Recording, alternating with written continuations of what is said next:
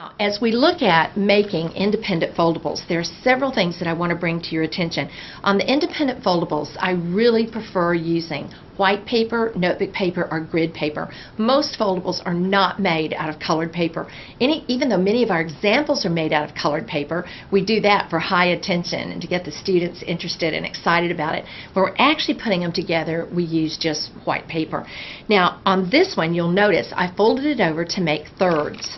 And so this is looking at the iron triad as we're looking at our periodic table of elements in period 4. And as we look at these 3 different elements, now the students would write about each underneath the tabs and explain how similar they are. But you notice that I didn't fold the top edge all the way over to the outer edge. I left the holes showing.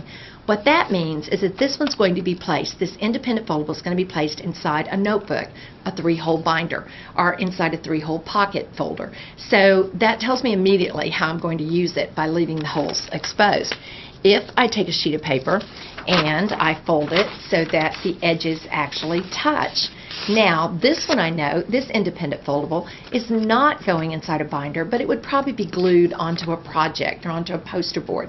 This is not going to be a notebook one because I have the back to it. Now, let's look at this one for cutting thirds, because thirds is one of the most difficult things to cut. Look at this. You don't have to come in and fold it into thirds to cut it. Instead, you can just cut between the holes. It doesn't even have to be even or exact. And when you cut between the holes, it's divided it into thirds.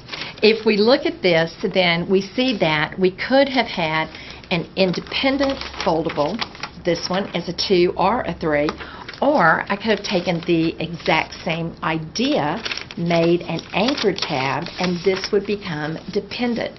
This could have been cut in half for 2s, or it could have been cut into 3s. Now, I might have folded it before I did that. Let me just give you a very important hint on independent foldables.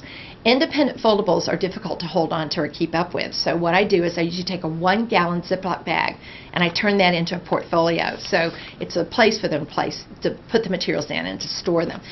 The independent ones have that problem, but the dependent ones don't, because the dependent ones can be glued into the composition book or onto the poster board, and so those are very, very easy to keep up with for the students and for you as the teacher.